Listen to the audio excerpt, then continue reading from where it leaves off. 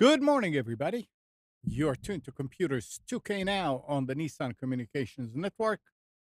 I'm Amnon, your host for the next couple of hours, along with Spence.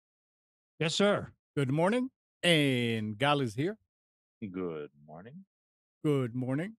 And Nick is here. No. Hello? It's not switching quick. Why? I don't know. Oh, it's because must not be talking for a long enough period of time. That's how Zoom works. By the way, we're using Zoom. Yeah. So if you look, you probably can't see it on your screen. There's so there's the full box that goes highlighted, but it just a little bit at the bottom means that you haven't talked enough for it to take over control. Okay, that's good. So if somebody goes, oh yeah, it doesn't. Oh, that's great. Yeah. Oh yeah.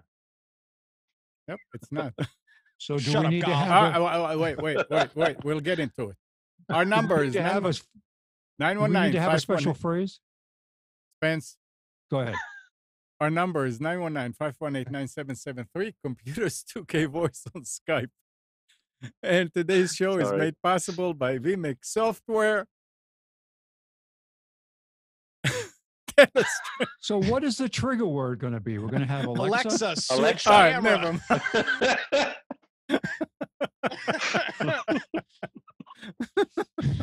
Everybody has to get their own trigger And it's word. also brought to you by Tom Sinclair of Live Streaming Gear. All right. Now that we've got that all out of the way. We're laughing because we're using something new today, new to the show. Instead of using Hangouts, we're using Zoom. And it's a little bit different. So it took some time to configure it. And now we're finding out some other things. And it's funny, but it's all good. It's all good. Hi, everybody. Good morning. Morning. How's everybody doing in the crazy times that we are living in? Well, I'm used to it already. It's true. So to me, it doesn't make any difference. Shelter in place, whatever you call it, stay home order. Yeah, the governor of North Carolina has put in a 30-day. What's so weird about it? What? Keep going. The governor of North Carolina has put in a 30-day stay-at-home order. You're kidding me. I didn't hear that. Starting Monday at 5 p.m. 30? 30. Yes. Yeah. Right? Well, Yeah. I mean, I'm not crazy. I didn't have a dream. Okay. Yep. Wow. Huh? Well, I wish we could separate the politics from it, but it's always going to be there. 30 days more. Wow. Well, here's the other thing too, and it won't be 30 days. They can adjust it. Okay. Well, I mean, you announce yeah, a 30 they day can stay at always- home, and then 15 days into it, you're like, actually, no, this is stupid. Let's cancel it. I mean, they can. Uzi called me yesterday and said, I just had a job to go to do it. And stay home order my foot. He said there are more cars today on the road than there were yesterday when there was no stay at home. Well, that's because everybody was going out to try to take care of essential stuff. If you're not a designated business that gets to stay open, you're closed. So if if you needed to get something from what I don't understand is you look at the list. Yeah. Landscapers are a business that gets to stay open. Yeah, dude, the whole thing, the businesses that are considered essential is stupid. It's ridiculous. mean, not that I'm saying that landscapers aren't important. I've got a buddy that's a mechanic up at the Chevy dealership in East Raleigh. He's considered essential. Yeah, mechanics auto repairers, yes. Yeah, but it's like, I'm glad for him that he's going to have a job and still get a paycheck. But if we're supposed to be practicing, and thank God Roy Cooper's in the chat. Thank you. We're supposed to be practicing this concept of not leaving your house. Then why is a why is a mechanic open? You shouldn't need to be in your car at all. It's just a hedge. If you really wanted to separate everybody, you'd have an order where you would literally be locked in your home.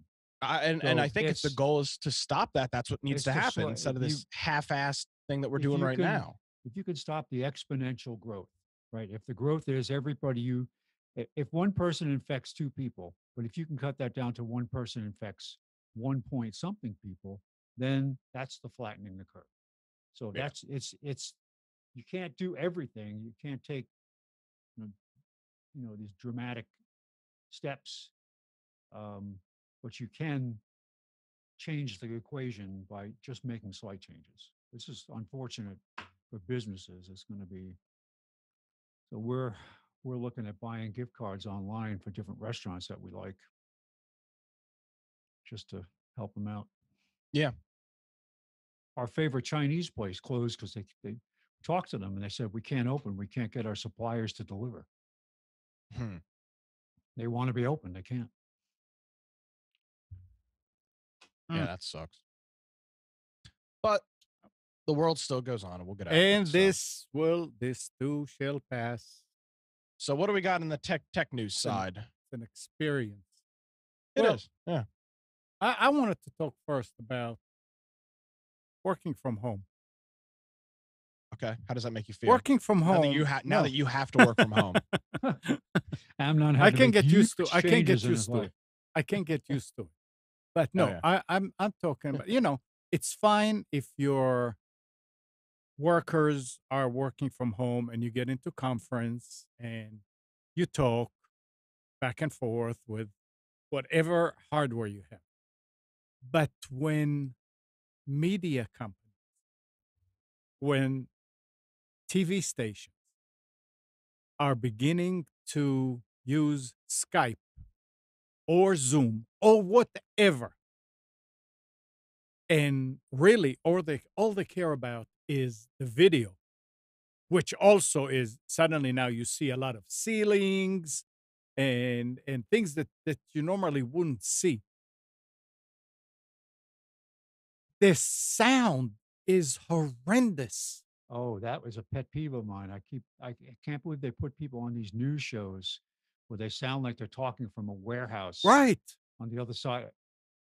It is absolutely ridiculous. And it's not like they don't have the technology or the knowledge to at least tell somebody, when you're online and you're going to do a report, don't sit in the kitchen, sit in the bedroom. It's fine. There are a lot of people who are putting the specials together. Mm-hmm. You know what's a popular thing that's sold out is high-end webcams and microphones. But they're not using some of the better microphones are sold out because people realize I can't use the microphone in my camera. Well, it sounds like. Let me tell you something. They did not sell it to people in our area, the microphone, because they're not using microphone.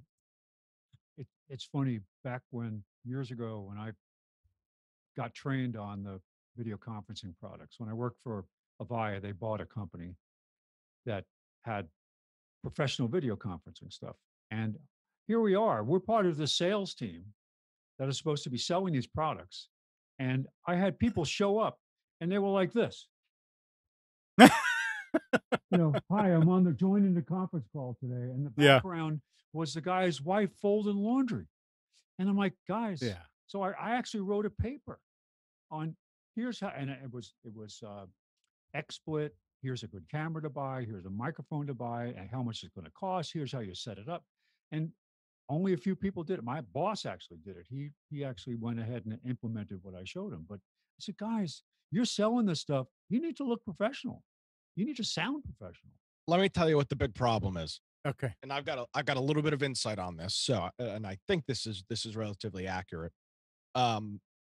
You have got a lot of broadcast engineers who are the people that are responsible for this that are very stuck in their ways on how they do things. They've dealt with, for lack of a better term, industrial equipment, aka TV studio equipment for the last 40 years, and they aren't and don't want to do anything else than that. And I've seen that firsthand a little bit. On the radio side, I have, and I would imagine it falls over to TV as well. They don't want to learn.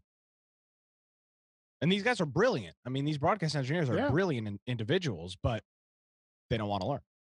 A lot of them, not all of them, but a lot of them. It's a huge problem with the industry. People hate the engineers at these TV stations because they don't want to learn anything new, and they're just a lot of them are very stubborn. Well, so I think that's probably the biggest issue is that they're, now, I don't want to set up 40 people with webcams and microphones from their house. So screw it. Take your MacBook home and call it a day. That's my 2 cents on it. Because there's no other explanation. I've definitely seen that attitude. Yep. But they're gonna lose a lot. I think a lot of listeners, because I'm sure even regular, not somebody who works with it all the time, but just listeners, when you get used to listen to the sound on the TV, and it's not the best every time anyway. Oh, it's awful. TV sound is terrible. Yeah. But when you hear this, I mean, oh yeah. No. I just don't understand how these guys are literally talking with webcam microphones. Yeah. It's astonishing. And about 6 feet away from them seems like. I mean, come on. Yeah, it's pretty nuts. All right, you want to have an experiment? Sure. All right, there we go. Yeah, that's what they sound like. Hi, how are you?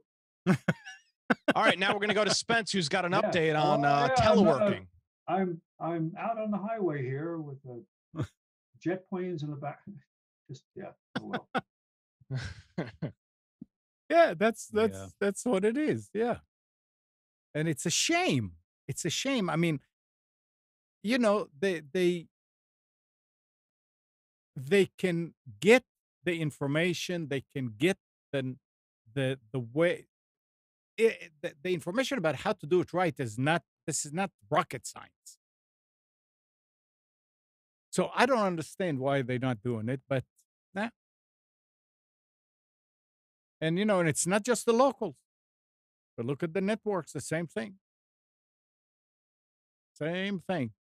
Now the one network that I've seen that's done a bang up job has been Fox News and Fox Business. They've sent their people home with and obviously your local news doesn't have the ability to do this, but I think I showed the picture it wasn't last week. They've got their guys and gals home with TVs behind them, teleprompters, lighting. They're literally building studios in people's spare bedrooms. I saw that. I forget it was the group. All of them are doing from it. the 5. Yeah, Dana left. Yeah, she showed Perino. pictures of how they were setting up her home. Yeah, studio. let me see if I can pull one up here real quick. They had professional equipment. Yeah, and that's how it should be. Now, obviously, your local, your down here, Channel 3 is not going to do that, but you can. It doesn't mean you do nothing. If these people at Channel 3 and Channel 11 and Channel this and Channel that, the reason why Fox has better quality than the others, and others have people that do podcasts. Hey, don't degrade me. People that do podcasts know how to set it up. Yeah, correct. And broadcast engineers do not. Right. Exactly. Yeah, that's exactly the issue. Yeah. But a lot. I mean, like you're talking about Dana. Here's her setup, by the way. Huh? So this is how she's doing her show. her shows on Fox. So they've got a TV on a caster behind her. Yeah. And she's got a fill light on the top of her head. She's got studio lights behind her. She's got a key light down here in the bottom of the frame, and then her camera and prompter system, an IFB, a microphone. Yeah. Now, and the most important thing in that scene is Jasper is in the background. Yes, her dog sitting on the ground. Yeah. So now, and I understand, I'm not expecting your local TV stations to implement this for their station TV for their people. That's ridiculous. But you could do a 15th of this and be better off than where you are right now. If Fox News can pull this off, you can send your anchors home with a freaking microphone or absolutely and a damn interface. I mean, it's actually what it really is it shows how everybody bashes podcasters and what they do. Well, maybe not anymore. Maybe it's not so easy. On Fox this morning, they were interviewing the captain of the other hospital ship that was sailing for Los Angeles, and he was on. His audio, his picture was pretty good, but his audio was like so garbled you almost couldn't understand what he was saying. And as a guest, I think that's all right. Right? That's not the end of the world. It's the anchors. Yeah. Anchors need to have it. Like what's his name is working. I think Stuart Varney's working from his home on Fox Business. And he sounds great. Looks great. He's got the whole setup done. Yeah. And look, I mean, if they're going to stay and do it from home for weeks at a time, then I don't see why they don't spend the money to do it. I mean, how much money do you think they spent on that setup for Dana? There's a couple $1,000s worth of equipment in there. I don't know. Yes, I think they're using a lot. They're using a live view. Okay, all right, fine. So for that, yeah, but for just an anchor to talk. No, what they need is a USB microphone. The problem is, I'll tell you what the problem is. They don't want to see a microphone. There's the news people are so anal about their video shots. They care more about the video than the audio. I'll quote a friend of ours. Audio is not important. And it's obvious in this case. They'd rather look pretty than have a microphone in their face.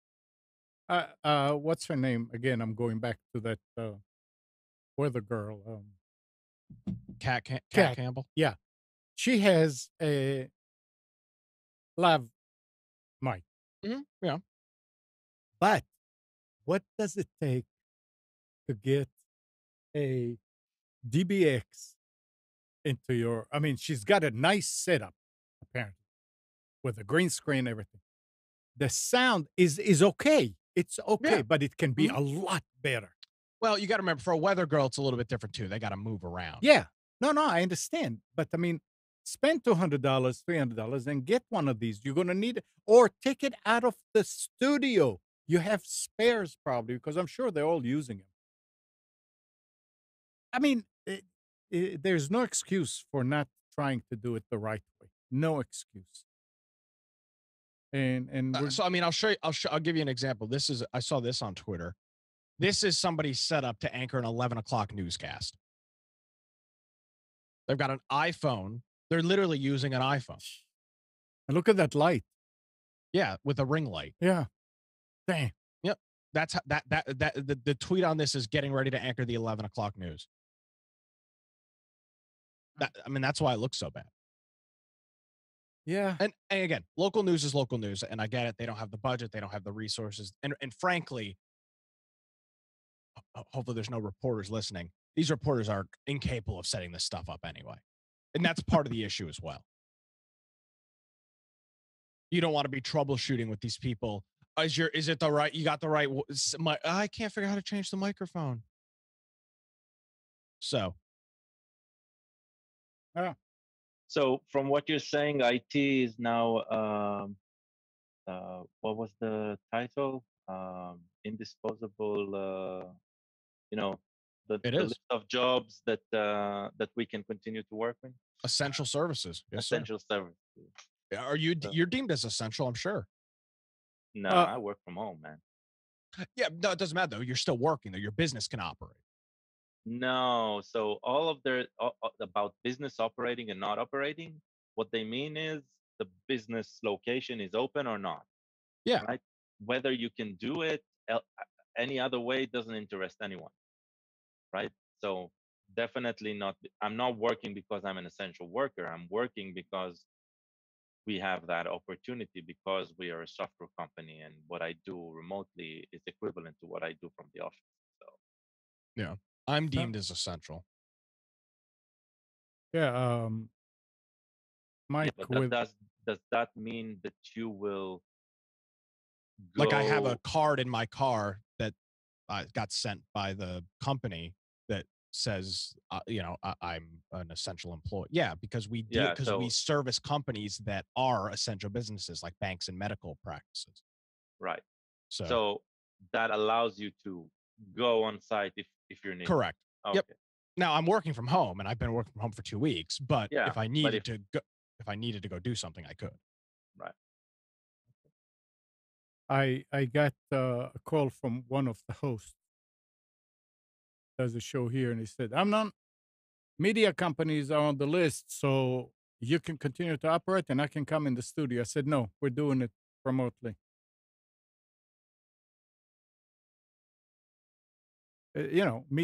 Media companies. I don't think we qualify as a media company, and I'd rather. I mean, we do better media than the actual media these well, days. yeah, So. okay.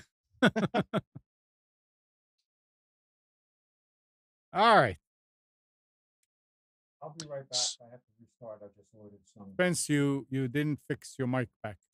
No, I'll fix it. No, it's changed because I have I loaded software that took over the mic. I'm going to ban you from the show. Professional. I'll be back. I'm trying to be professional.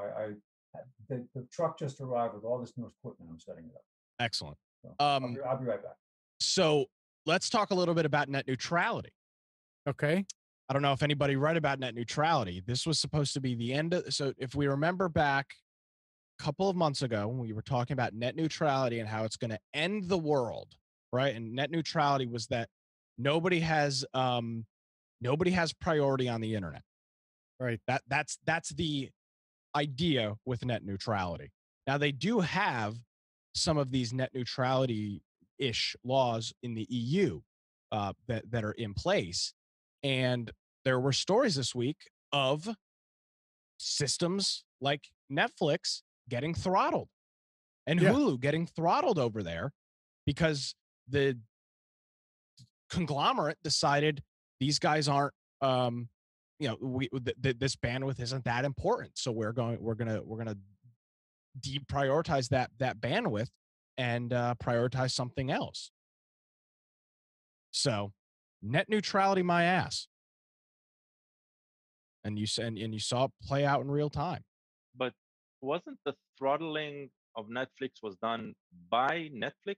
No, not in the EU. In the US, it was. Yes, they did it themselves in the US. They but did in it the EU, no. Yeah, they did. No, I didn't, wait. They did do it in the EU. They did it first in the EU about 2 weeks ago. They said they're gonna start throttling in the EU. And yes, I believe they had to throttle. Yeah. I believe they were forced to. Okay. Well, forced to is by them being, so I don't think it was anything to do with prioritizing over other channels as much as allowing all of their customers to get the content. The European Union has asked Netflix to throttle its content. Right. Okay. And they also that I missed. They say it, and I think YouTube also said that they're going to go to standard definition in order to save bandwidth. Yeah. But the viewers can change it to HD if they choose to, but it's only going to be 720. You can't go to 1080.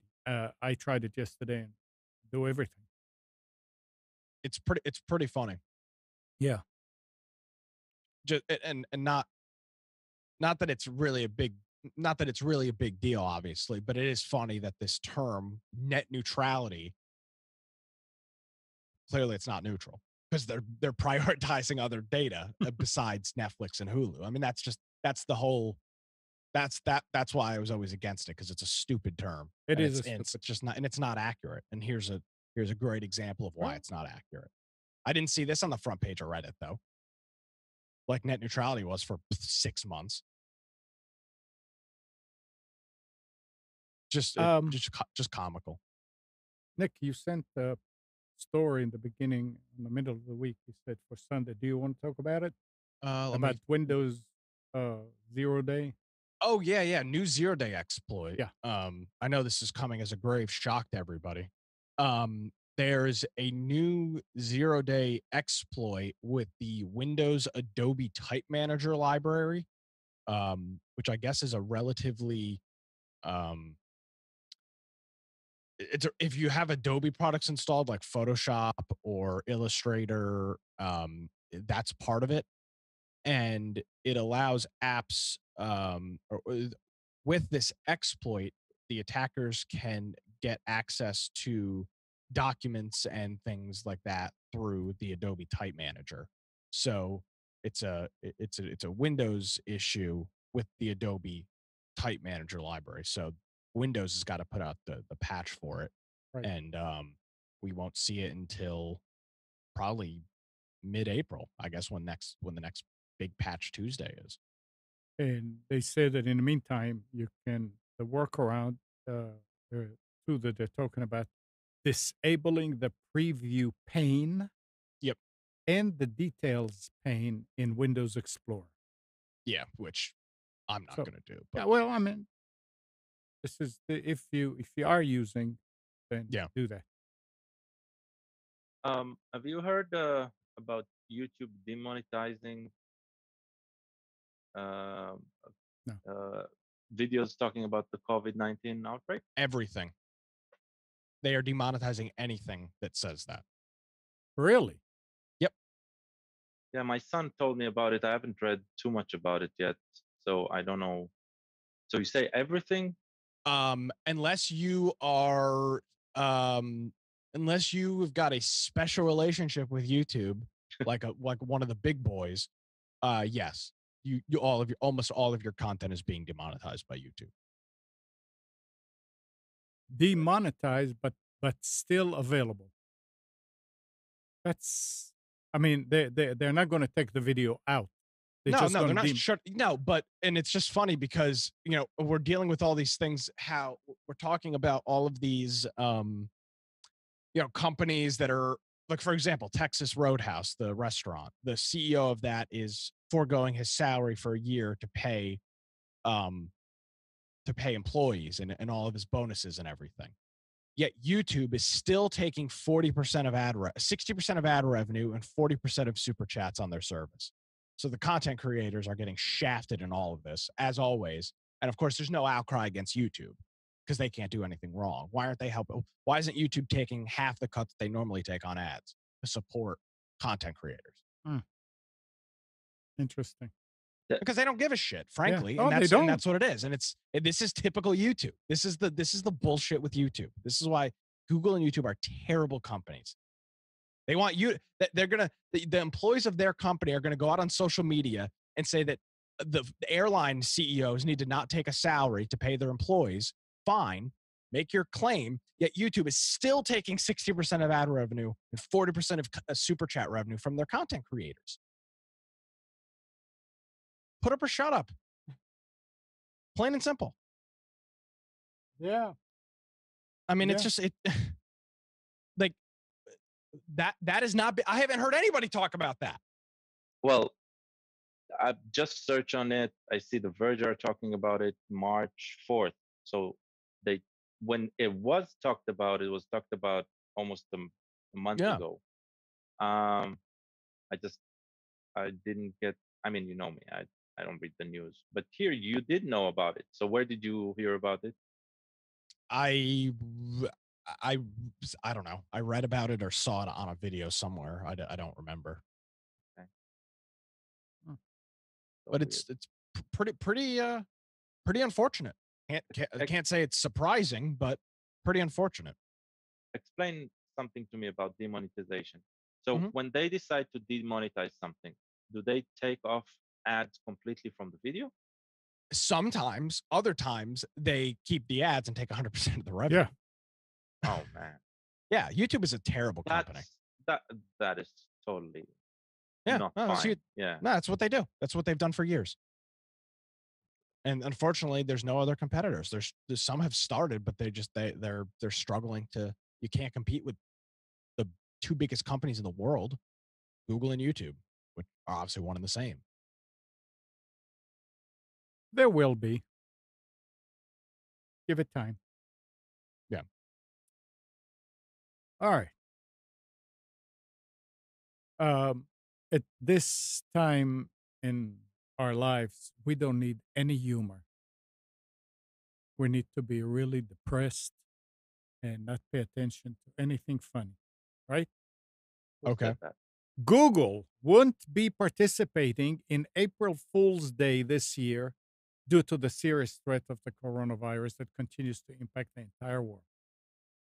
According to an internal email obtained by Business Insider, Google will take the year off from that tradition out of respect for all those fighting the COVID-19 pandemic.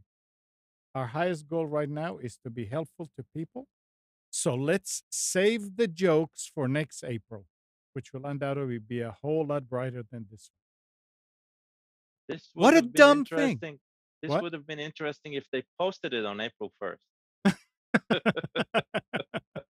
Yeah, that's true. I think maybe that was the plan, and it just somebody just sent it earlier. It's no, they were saying there was something in the article about the fact that some of the smaller companies within Alphabet will do something, but Google is not. Yeah. Amazing. At a time when we really need to something, lighter. Even the people that are doing the whole thing, that are fighting in the front lines with all this, they need something to take their mind off of it a little bit. Hey, okay, you're not being very sensitive here. All right, too bad. YouTube is busting their ass to steal ad revenue from their content creators. Yeah. They care, damn it. And I'm not going to sit here and let you besmirch the good name of YouTube with your conservative-minded BS. Read that statement again. They're not going to do it because they want to be helpful and care. Yet they're raping their content creators on YouTube for their money. They care about me so much because they've actually changed my subscriptions for me because Spence, your audio is low, very low. Very low. It is pretty low. I have to adjust.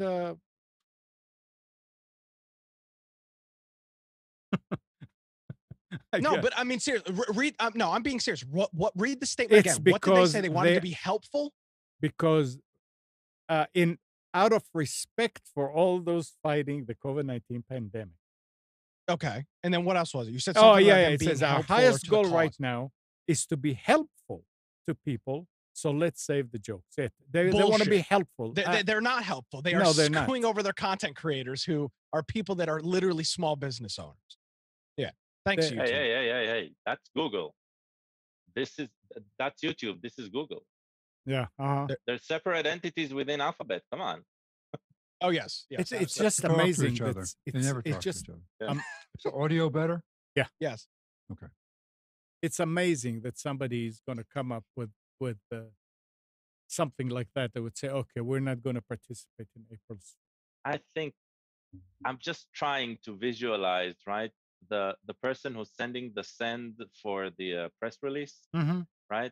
And then feeling the cringe of, why did I do that? Possible. It's very possible that they do. Yeah, it's like, what did I just say?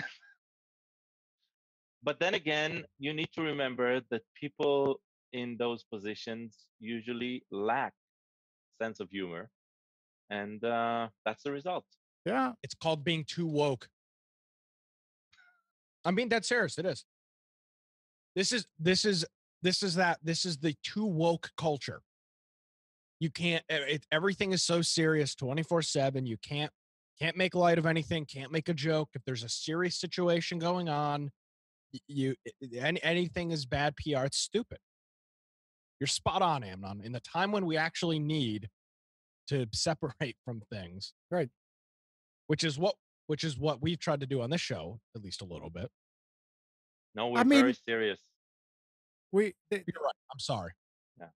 You gotta give people. You look stupid. I'm sorry. I'm offended. Good. Get out of here. I'm getting out of here. Yes. No, you're right, Amnon. It's unfortunate. I would prefer if somebody else made those decisions for me. I just want to sit back and let them decide. You are not smart enough to decide. You need other people to decide. I acquiesce. Yeah.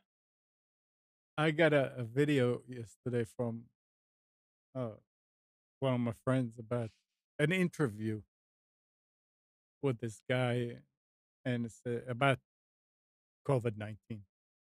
And don't say it. The question. They'll demonetize the video. Oh, I'm demonetized anyway. I know. And they say, we're going to ask you a few questions. Do you mind? I said, no. I said, okay. If you had to stay home for 2 weeks, would you rather A, stay home with your wife and family, or B, the guy goes B. Yeah. Saw that one.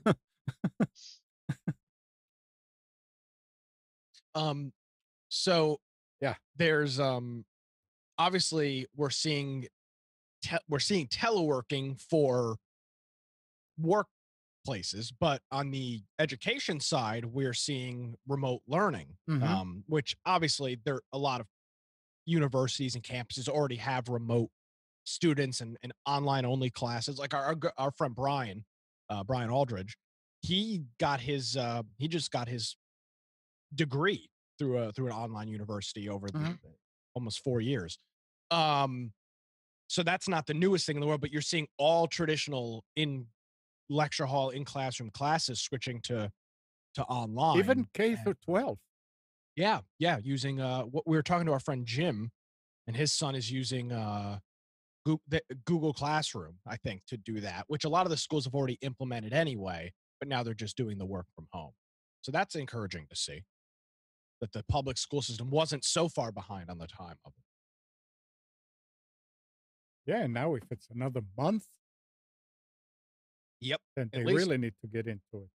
Having trouble with the at-home labs. They sent home all the chemicals for the labs to the kids so they could participate from home. It hasn't had very good results. No, the instructions was use your mom's bleach. And also the frog dissecting didn't go very well.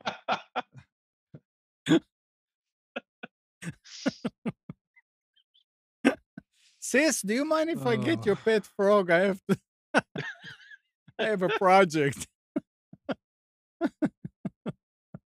Use your mom's KitchenAid blender to mix these chemicals together. Your KitchenAid mixer. Gal? Yeah, the virtual volcano. Hey, Gal. Yeah. Every now and then, it's your audio still sounds like at the time when you lost the dongle. Is it possible? I'm with the dongle. It sounds fine.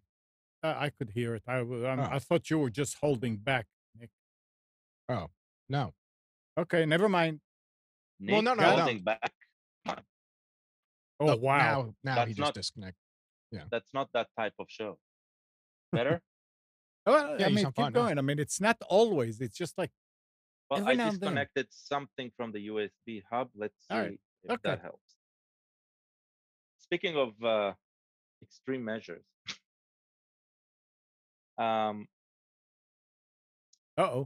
This is. Oh. What did just happen? You. Yeah, but I didn't click anything and it suddenly disappeared. Okay. Okay.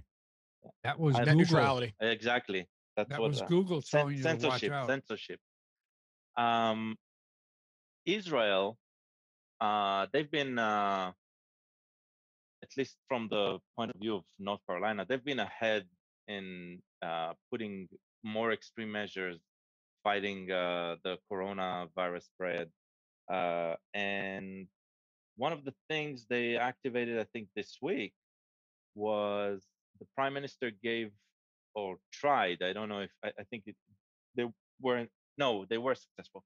The prime minister tried to get the parliament to activate surveillance of civilians movement via cell phones by tracking the cell phones. And the parliament didn't approve it, but then the prime minister put in an executive order. Yeah. The equivalent of executive order over here.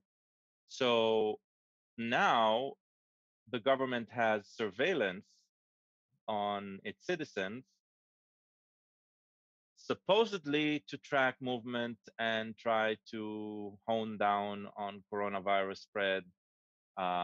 There's a stay-at-home order directive similar to here, I think, for the past 2 weeks now. So now they're going to use these surveillance methods to keep people at home and see that that actually happens.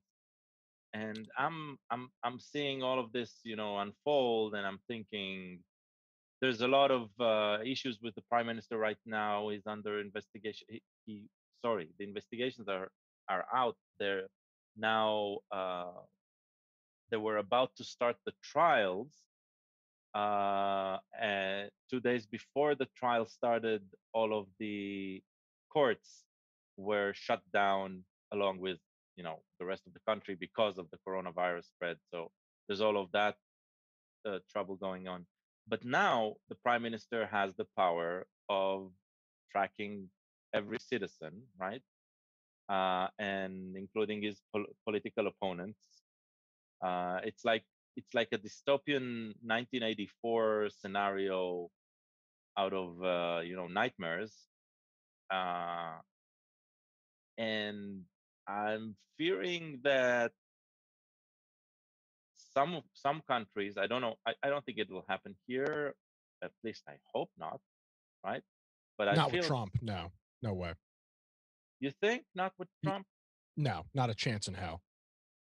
I don't know. I mean, I don't see why he would be against using power to I don't know. I mean, I have no say in the thing anyway, right? I'm just never say never. This what you've just described, and without what you've just described is what people on the right have been screaming about for years, and now it's literally happening. About how this, when you give government control of these things, this is what they'll do. So now you've got the government essentially working with the telecom providers to give location data of every single person in the country. But this happens in the US today. It does, but it doesn't happen on a wide scale like that. It happens now. You have to get a search warrant, or it doesn't happen automatically, or it's not authorized per se, but there are organizations we found out actually do this without authorization. Right. So that's a great concern. I mean, it's just if you look at the whole concept of time between being a libertarian, right? It's just that it's government should be as small as possible, doing as little as possible, and let people locally do what they're going to do. And when you see the government say, we're going to invoke this new policy because of a disaster, that's when people really start to panic. Because it's the old, like, oh, we had to do it for the public safety. Really. It's like, I agree with Nick. I see Trump is always accused of being an authoritarian, but when you confront people to say, all right, so what has he actually done to restrict your rights? You're online. You're screaming about this. Has he come to your house and arrested you?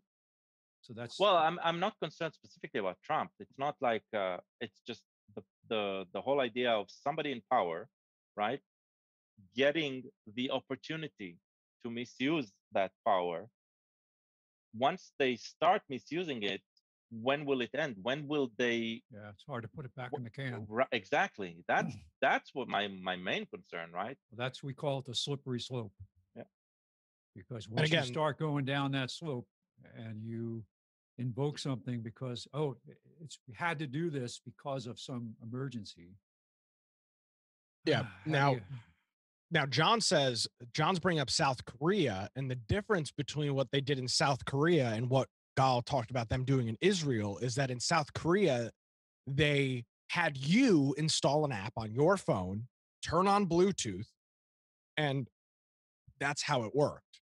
So you would install this app that was developed by the Korean government, and the way it would work is you'd have your phone on you. If you tested positive, you have the app, you test positive. Anybody that was around you for a certain number of period of time would get a notification on their phone that would say, hey, you were around somebody that has tested positive for the coronavirus. That's how it works. Now, that's opt-in. So as much as I don't like that, the user gets to decide if they do or don't want to use it. And because it was opt-in, and it wasn't a GPS tracker per se. It was kind of what do they call data that's private? Metadata? Well, yeah, metadata, exactly. It didn't say, Joe Blow tested positive. It would just, the data was anonymized to an extent. So that's good, at least. It's better than what they're doing in Israel, where they're just like essentially using the GPS tracking on your phone to keep track of you. If I lived in New York City right now, and I was in a little apartment somewhere in Greenwich Village, and they offered this, I'd probably do it because the risk of exposure is so great, right, that I would want to have that. But I want to be able at the end to say, all right, I'm removing it from my phone. This thing is over now. This really helped me stay safe. But again, it's the whole opt-in thing. You have to be able to say, I'm done. Yeah. And that's you as an individual making a decision as to what you want to do. And that's fine. If you want to put that device, the app on your phone, more power to you. So how come none of the tech companies in the States, right, where we have, Silicon Valley and all that, how come nobody came up with a private app like that? I was wondering the exact same. This would be a great thing for Facebook to do.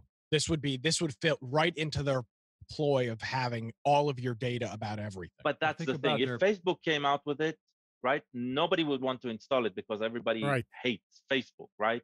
So it can't come from a Facebook, it can't come from a Google. It needs to come from somebody who is trusted. I can't say trusted, but at least not trusted, right? Coming from the people that make Tinder now have COVID-19, the hidden, the don't catch the virus app. Pornhub. That might actually work. Yeah. Pornhub has it now. Yeah, there you go. Even better. A trusted source of information. The only people that are liked in big tech, the porn industry. Well, you know how it is in tech. It always starts with porn. Yeah, absolutely.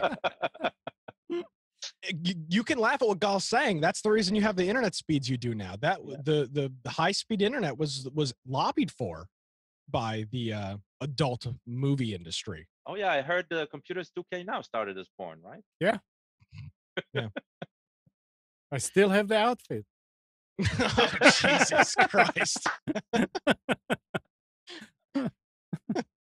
All right. Hey, Spence. Hey. You for some reason your audio kind of gets lower. It's always like I was going to say your automatic not gain control, but what's the other I word? have it turned. I have automatic turned off, and I turned. I loaded. What I did was I loaded. It doesn't matter. Doesn't matter. I mean, I'm just telling you. But are you ready? Logitech's latest. Are you ready for? Manager. Give me a minute. I don't have it open. I had to restart. So just okay. It's fine. It's fine. I'll get there. Let's see. In the meantime, I've got a story. Yeah. It's not really a story. It's more of a, well, it is kind of a story. The Xbox Series X and the PlayStation 5, the new generation of consoles from Sony and Microsoft, the specs on those have been released. Both of those are expected out supposedly holiday time this year. I'm not sure with supply chain how that's going to work. But it looks like spec wise, the Xbox is going to be a little bit more powerful than the PlayStation. And they're both expected out around the same time. It'll probably be the same price. So we'll have a whole new generation of console wars, hopefully in the next couple months. So full specs on those were released. The Xbox specs have been out for a couple weeks, but Sony announced theirs this past week. I actually have a question about that. So, yes, sir. My son he just had a birthday and he got a present from a friend. And we don't have an Xbox. We have a PlayStation and, of course, the PC, the gaming PC. And he got a code for an Xbox game. And I told him, why did somebody buy you an Xbox game? And he told me, Dad, I can play it on the PC. Yes, sir. So Xbox is finally shedding all of its uniqueness and it's basically just another PC. So just another Windows machine. This console generation currently, the Xbox One and the PlayStation 4, Microsoft has taken it on the chin. They have been slaughtered by Sony. This Xbox One is a garbage console in comparison. It's much slower. It's bulkier. They don't have the games. They have just been taking it to the chin. But they have spent the last couple of years making all of their first party games and a lot of their other games available on the Windows App Store. So you can go, and if you buy a game on the Xbox, which I have, you can also play it on your Windows PC and vice versa. So they have made a huge play at this cross compatibility thing. And the idea would be, I think, is that it makes more sense to buy an Xbox because you essentially have the game in two different locations. Right. So I think I don't know if this was intentional or not, but I think in the long run, this is going to be the better play for Microsoft as more and more people, the price of gaming PCs come down and down and down and down. People will say, oh, well, it makes more sense to buy an Xbox because you play the games on both platforms. You know, when my friends are over, we can sit on the couch and play whatever. And when they're not over, I can sit on my, go sit on my computer and play the same games. And it works really well. And they've even got their service called Xbox Game Pass, which allows you to play games unlimitedly, stream them. It's a subscription service. It's $14 or $15 a month, and that's cross-platform as well. So you get this Xbox Game Pass.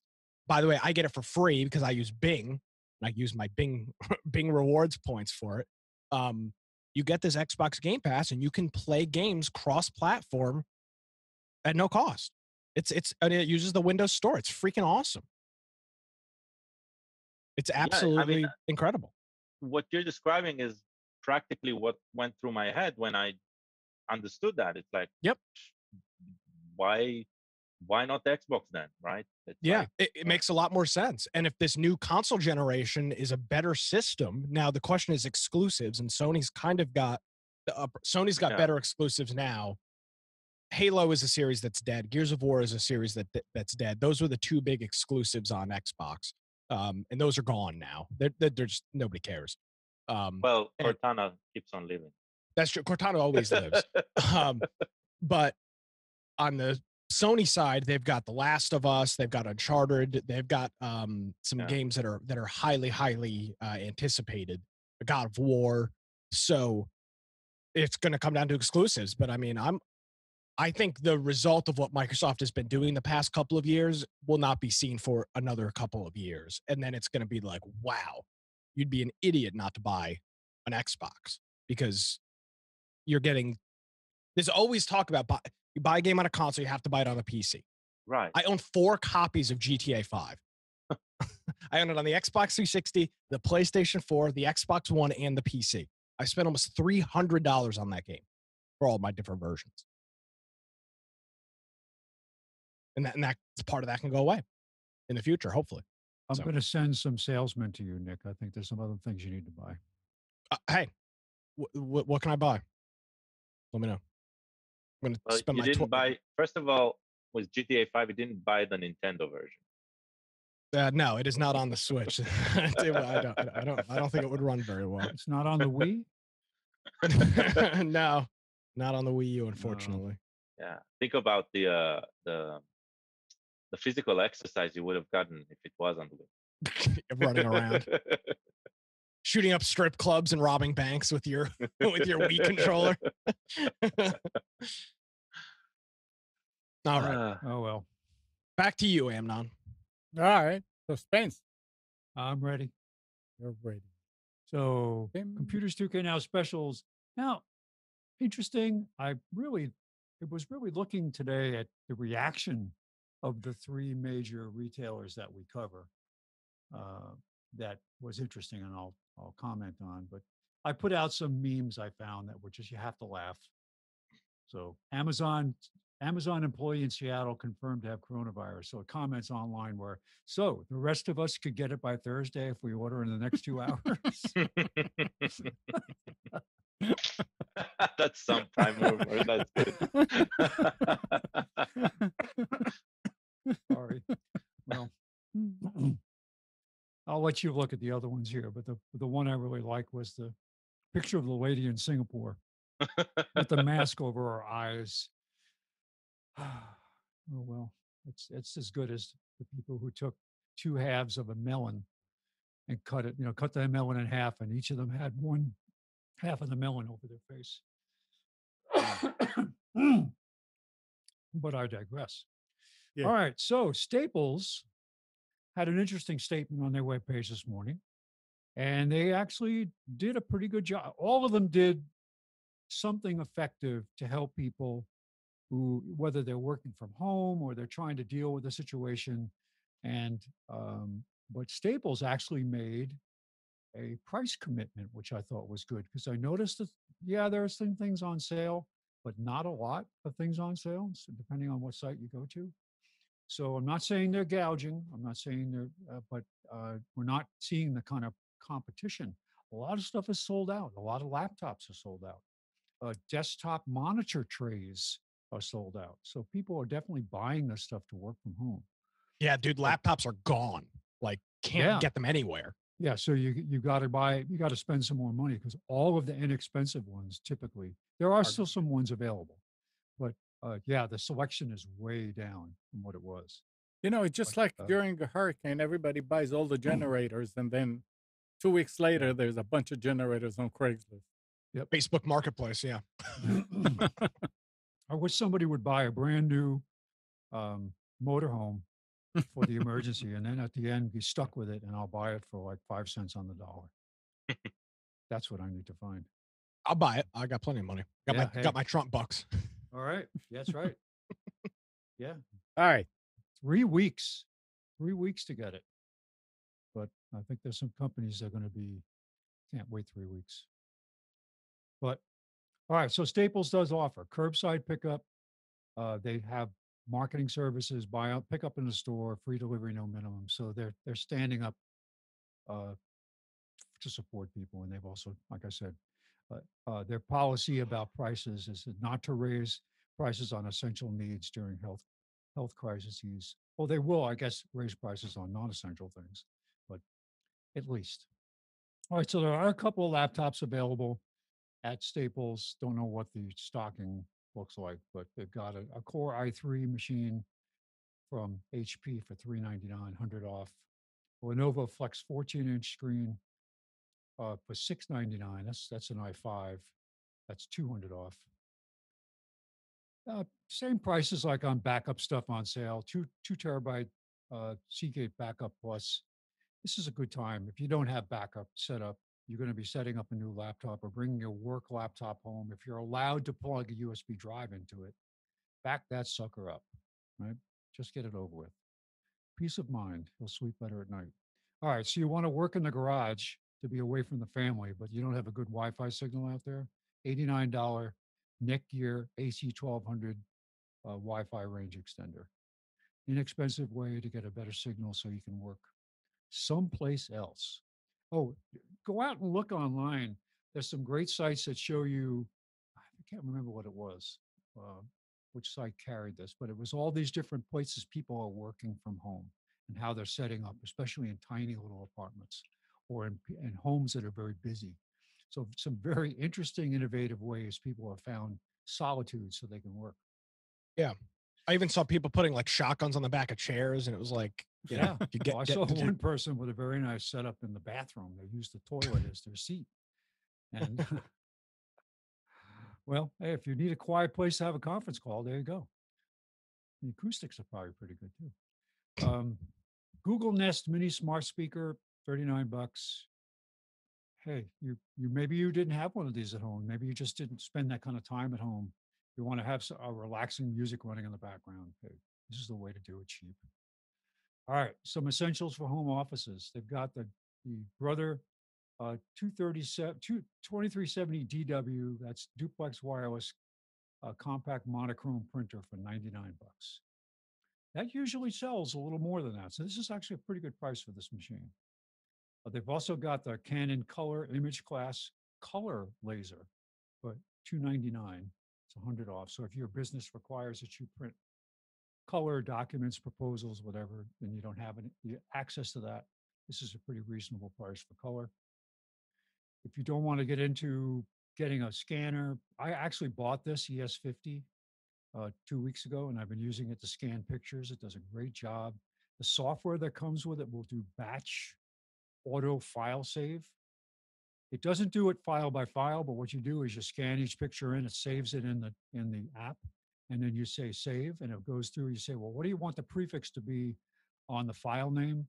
And then it will assign a date and a number automatically and save it to whatever file type you want, GIF, PDF, JPEG, you name it. Very safe. $99. I think I paid less than this. This ES50. I think I got it for $89. But I'm very happy with the way it works. I needed to replace my old one that didn't have drivers. So you want to be comfortable at home. Maybe you don't want to be sitting on that milk crate or overturned pail. So get yourself a Staples Cori mesh fabric task chair, $149, $40 off. And this is one of the compact computer desks that's actually still available. Most of them are good ones are sold out, or desktop accessories are sold out. But for $83.19, you can get this mobile compact computer desk with a side shelf. It actually is on wheels, so it will move around. So you can roll it to the side when you're done working. That stuff is at Staples. Okay, Office Max. All of them are offering free curbside pickup.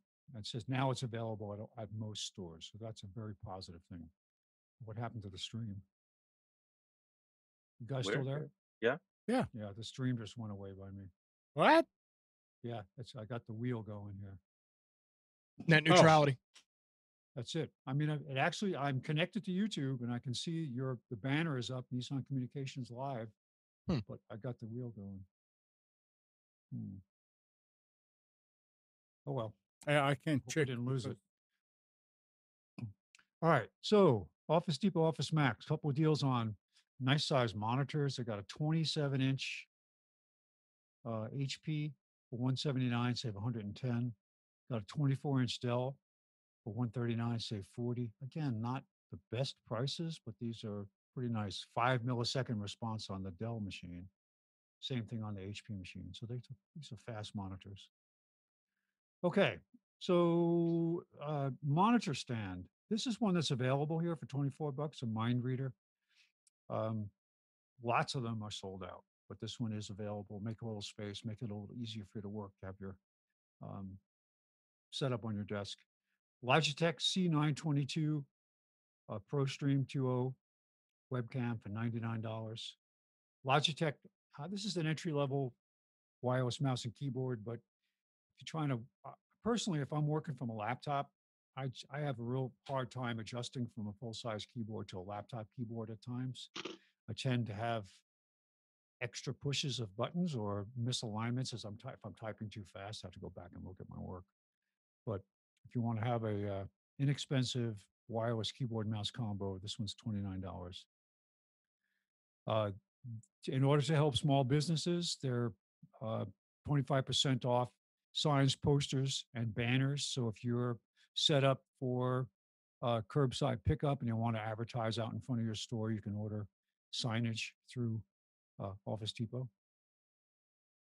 Got a Lenovo Flex 14-inch Ryzen 5 business class laptop for $529. That's $160 off. Chromebooks, remarkably, a lot of Chromebooks are sold out, especially the really cheaper ones. So people just wanted something they could use from home. I guess they have a way to, log in remotely to their workplace. They don't have to actually have a machine with stuff loaded on it. So I don't know what the impetus is behind that, but a lot of stuff was sold out. But here you have a Acer Chromebook Spin 15 for $349, 100 off. Most of the microphones have been sold out, like webcasting microphones. But the Blue Snowball ICE USB is available for $44.99 from Office Depot, Office Max. Inexpensive ways to get pretty good audio. Sometimes you want to be discreet and not have people see that you got a headset on. So you can go with this JBL in-ear wireless Bluetooth headset microphone, $39. Or if you just don't care and it's okay to have the just a headset on your head with a mic boom, Logitech H340 for $29, USB headset. It's not that you don't care. You know what I mean? Sometimes it's more important. Like you'll see on news shows, you'll see somebody there and you can tell, you can see they've got their Apple earbuds in or they've got a headset on. But better to have a headset and have better audio quality than to have the mic from the webcam. So, all right, that's Office Depot, Office Max. Finally, at Staples, Best Buy. I thought was a very, very good deal. If you're struggling to stay in connection with people, I talk to my aunt down in Florida every couple of days now. She's by herself. My uncle was in a nursing home. He had a stroke back 8 months ago, and he's not coming home. And she can't get to see him. Place is in lockdown. So she does FaceTime with him every day. But if you have a relative that you need to stay in touch with over and above a phone call, and maybe they struggle with trying to use a smartphone or whatever, buy there's a pair, 2 Amazon Echo Show smart displays for $129. Put one on their house, have one at your house, have regular meetings with these folks, just to check on them, see how they're doing, share, whatever you can do. This is a great idea. So it's the deal of the day at Best Buy. Okay, HP 14-inch laptop, AMD A9 for $269. That's a good deal. Of course, it's an entry-level laptop, and it is the older processor, but still, if you need something that'll work from home. This next one, SunPack Portable Vlogging Kit. This would be, I think, kind of an entry point for you to have, fairly decent quality with your video. If you use it, this is meant to hold a smartphone. You can see the phone there. That's what that guy from the TV station is using. I was going to say, it's the TV station. TV station setup. TV station special. Yeah, well, this would definitely be considered the low end, but it does have a built-in LED light ring for lighting your face. So if you can get decent audio, maybe you need to have a secondary audio Bluetooth device or something. The Apple AirPods are perfect. I'm seeing a lot of that on the AirPods are perfect for this. And I didn't include it here. Oh no, that's the next thing. Apple AirPods on sale, $139. Yeah, totally worth it. Especially if you have darker skin and hair above your ear. I mean, I've seen a few of them, and you see those two white you can see dots them sticking out. Yep. Yeah, if you're doing a lot of conference calling and you're sick of holding your phone up to your ear, you can afford the plunge on the AirPods, highly, highly, highly recommend it. These things are freaking fantastic. Yes, I at that price, I'd be interested in getting them. When they first, how much were they when they first came out?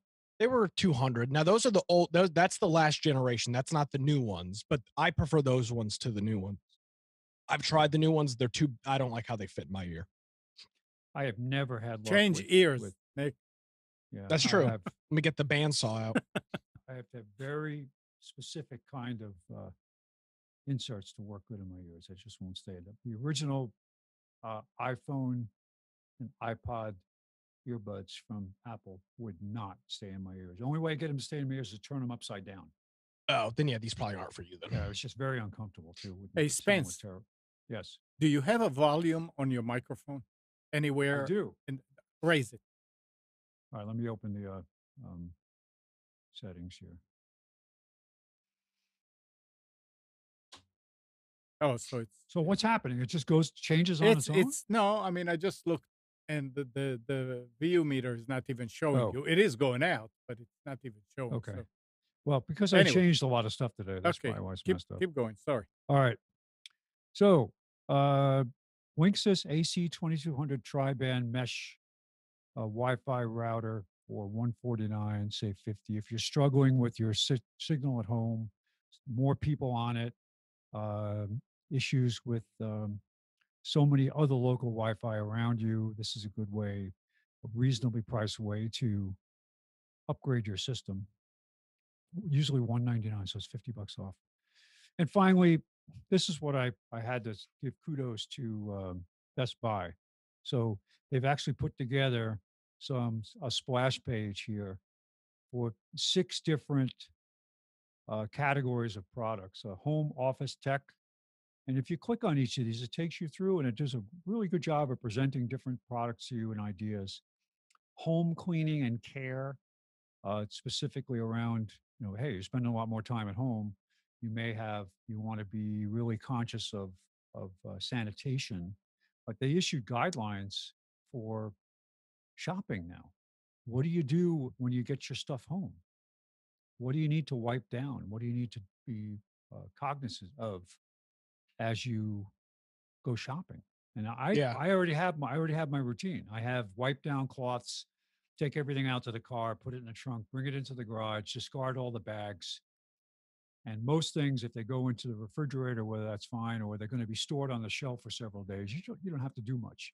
But in this one alert, they're saying wipe down everything, even cardboard boxes.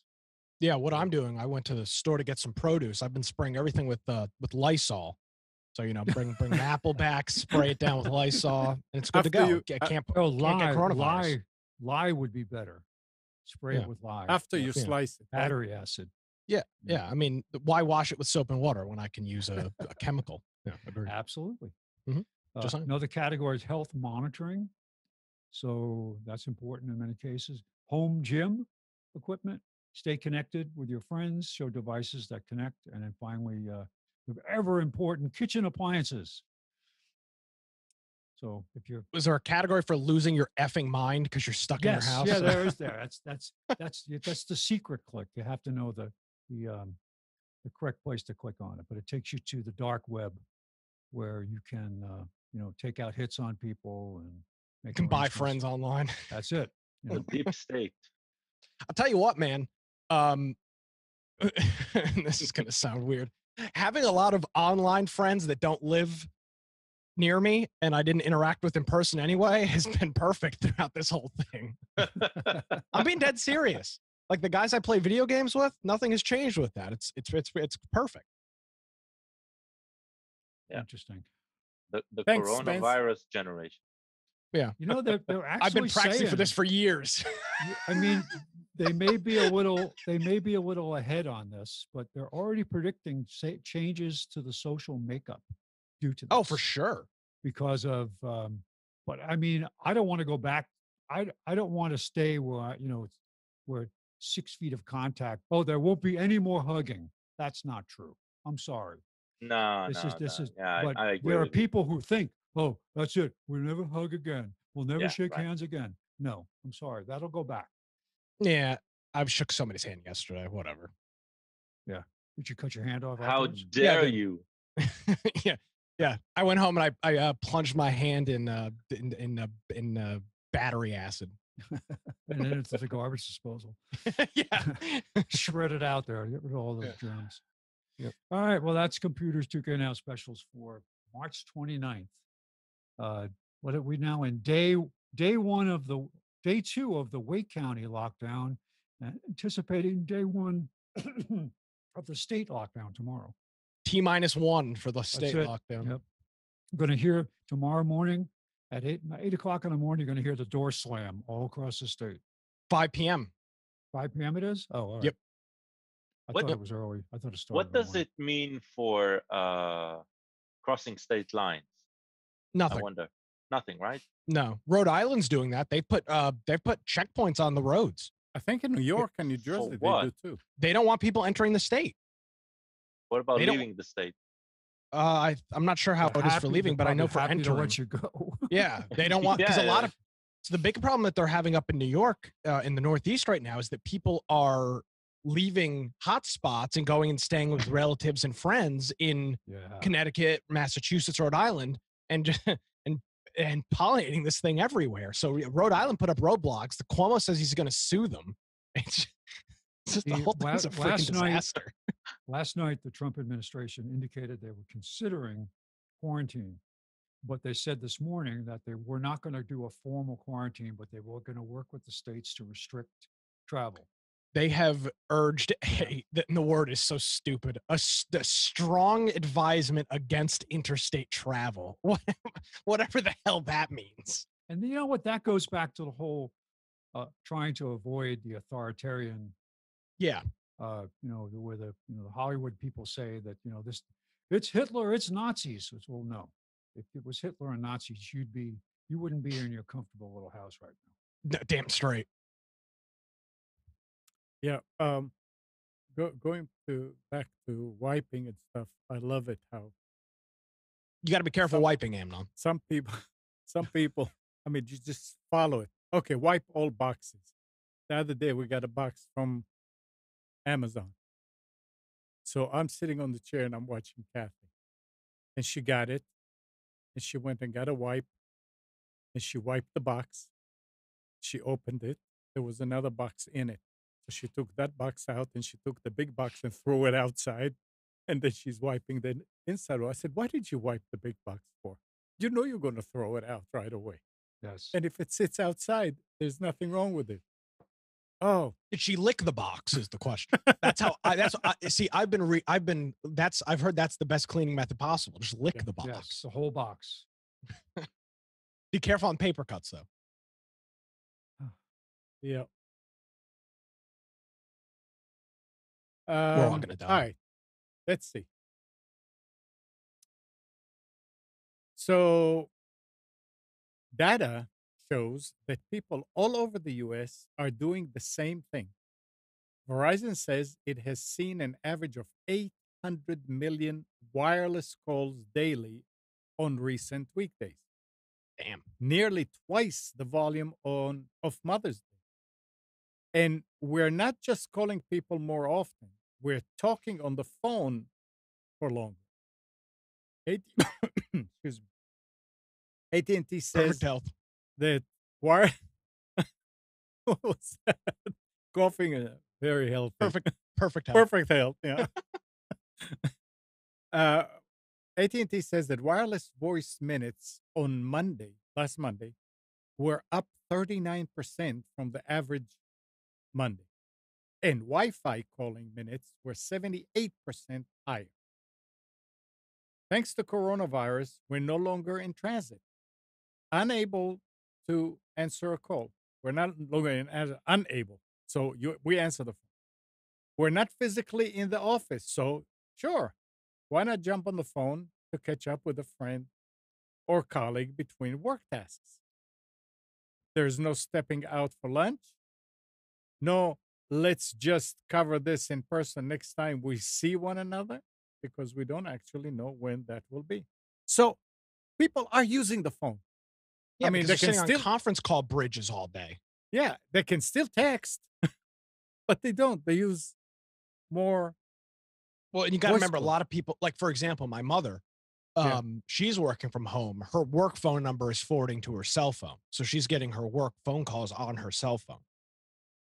I would assume that's I would say that the majority of those calls are not being made to relatives and friends. Right. A Yeah. lot of it is Okay. people's Yeah. people Yeah. using Just their like, phone I for mean, your work. phone at home. Well, yeah, but I actually have my phone here because we have a Yeah. cloud VoIP system. But Right. anybody that's got an internal PBX system, the only thing you can do is forward calls to Yeah, a but cell if phone. they That's the only option. But if they do statistics on it, it's Nick Craig's phone in this apartment that's been using a lot of voice Who can data. do that? I don't know. No, Nobody I'm not do. using my cell phone. No, I'm talking about your phone. Well, yeah, but it's a VoIP phone. It's over the internet. Yeah, It's yeah. not, yeah. A lot of people are today. I mean, I don't Mhm. know how many people that have. Yeah.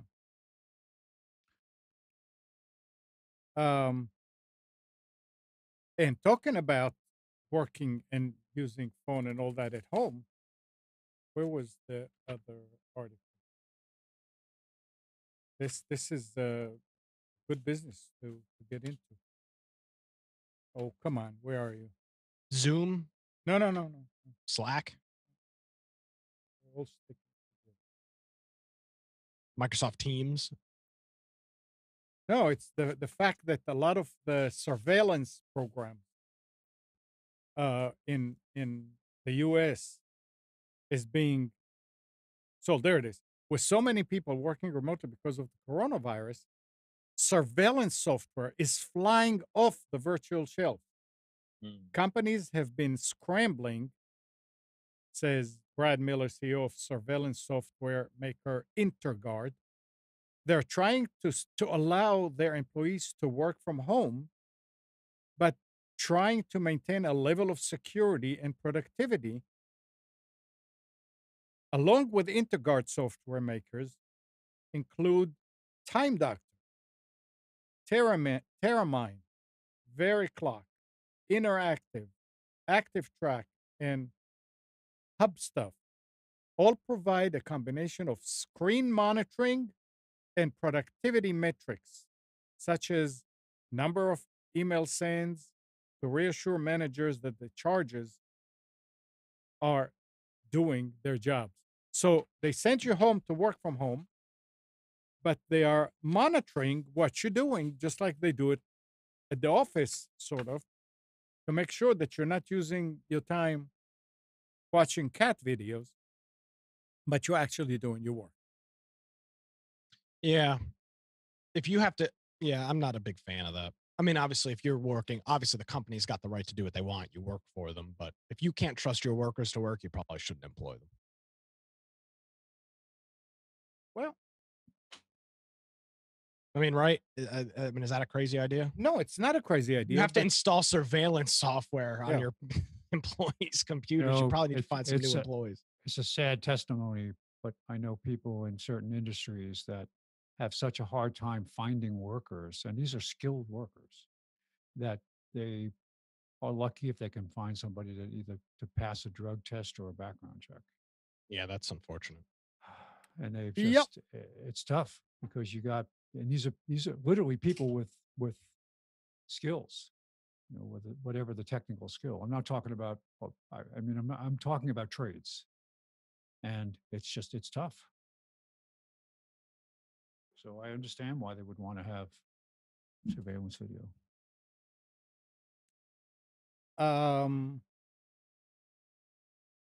Now we said that they were telling us that nothing is going to happen, but the impacts of telecommuting, shelter in place laws, and home quarantines resulting from the COVID-19 outbreak are starting to impact broadband speed across a number of U.S. cities. According to broadband analysis by site Broadband Now, 88 of the top 200 most populous U.S. cities analyzed have now experienced some form of network degradation over the past week, compared with the 10 weeks prior, as more people are going online to work from home, video chat, and stream movies and TV to keep themselves entertained. in a small handful of cities over the past week, there have been there have even been significant degradation with download speeds dropping more than 40% compared with the 10 weeks prior. It's not necessarily the areas hit hardest by the spread of the novel coronavirus that are experiencing the worst problem. So it is beginning to affect. And there was something about this. Uh, oh, home internet and wireless connectivity in the US have largely withstood unprecedented demands as more Americans work and learn remotely. Broadband and wireless service providers say traffic has jumped in residential areas as a time of the day when families would typically head to offices and schools. Still, that surge in usage hasn't yet resulted in widespread outages or unusually long service disruption. Industry executives and analysts say that some carriers use cells on wheels and aerial network support drones after hurricanes or tornadoes are now deploying such those resources to neighborhoods with heavy wireless service usage and places where healthcare facilities need additional connectivity. Several wireless carriers, including Verizon, T-Mobile, US Inc., and AT&T, have been given temporary access to fresh spectrum over the past week to bolster network capacity. It's because the biggest increase in usage are happening during normally fallow periods. They are, I mean, that's kind of nice that they can do that. That they can go to an area where there's a lot of them. Not they're building a lot of areas with different venues as hospitals, and they need the uh, wireless connectivity, and they're deploying all these out there to give them wireless internet service, which is great. It's a good service, and it's a good time to test all these. No, we used to say that we go to war many times in order to test the all the weapons that we developed and never used to see if it really was anything. Here it is. Just go out there and provide the service. Yeah, I'd say for the most part, the internet infrastructure in the United States is pretty rock solid. Yeah. Now the service providers still suck. Well, but the backbone, which is there, it is there exactly. Absolutely.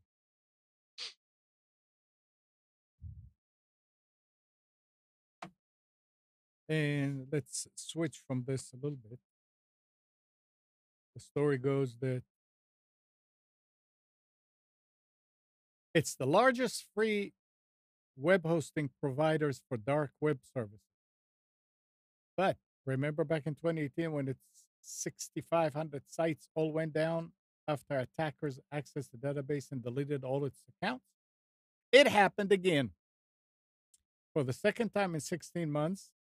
And this time, ZDNet reports that Daniel's host won't be coming back online for several months.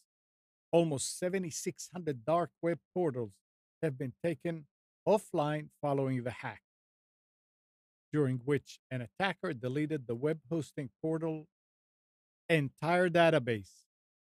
This happened earlier this month and on March 10th, about 3:30 in the morning. According to a message posted on the site, now defunct portal by Daniel Winzen. the German software developer behind the service. I'm reading this and I'm saying, well, why didn't they have a backup? And the very last line in the article said, they don't maintain backups by design. Correct. Yeah. You don't want a backup. Yeah. Damn. That's a bunch of sites. That's great. That'll bring them down. Those of you into sci-fi, if you've been meaning to check out Star Trek Picard or The Good Fight, but already perhaps have one streaming subscription too many, you can check out CBS All Access for free until April 23rd in the US. Jean-Luc Picard himself revealed Viacom CBS would make it around the time of the show's finale.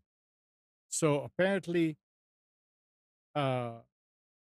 CBS All Access is now free until April 23rd.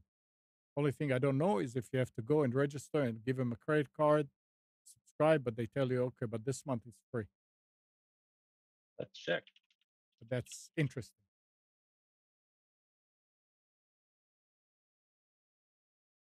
Try it free. The what? Just free. I'm checking. Try it free. Choose limited commercial or commercial free. Select one. No commitments.